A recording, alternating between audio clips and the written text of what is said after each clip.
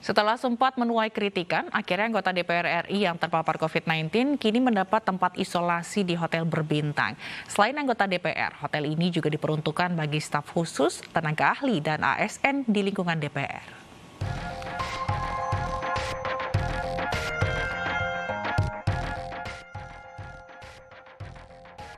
Anggota DPR RI yang positif COVID-19 akan mendapatkan fasilitas mewah di hotel berbintang saat menjalani isolasi mandiri. DPR telah bekerja sama dengan beberapa hotel berbintang. Selain untuk anggota DPR RI, fasilitas isolasi mandiri di Hotel Bintang 3 ini juga diperuntukkan bagi staf khusus, tenaga ahli, dan ASN yang ada di lingkungan DPR. Berdasarkan skala prioritas, DPR telah menyiapkan Wisma Kopo untuk isolasi mandiri. Fasilitas isolasi mandiri di hotel baru dapat digunakan jika Wisma Kopo penuh.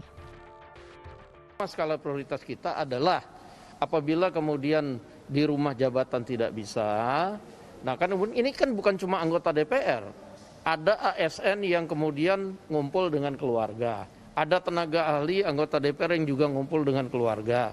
Nah kalau kemudian dia sakit COVID, kemudian tidak dicarikan tempat, kan itu akan otomatis menular. Jadi ini tidak khusus, tolong media dan publik juga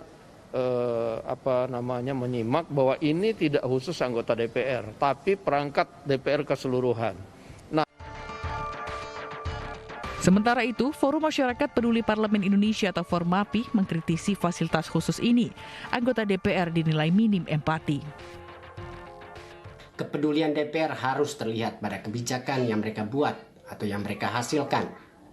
Kebijakan yang hanya memberikan fasilitas khusus, fasilitas mewah pada anggota DPR sendiri, ketika di saat bersamaan banyak warga kesulitan mendapatkan layanan kesehatan standar, tentu saja merupakan kebijakan yang tidak mencerminkan kepedulian itu.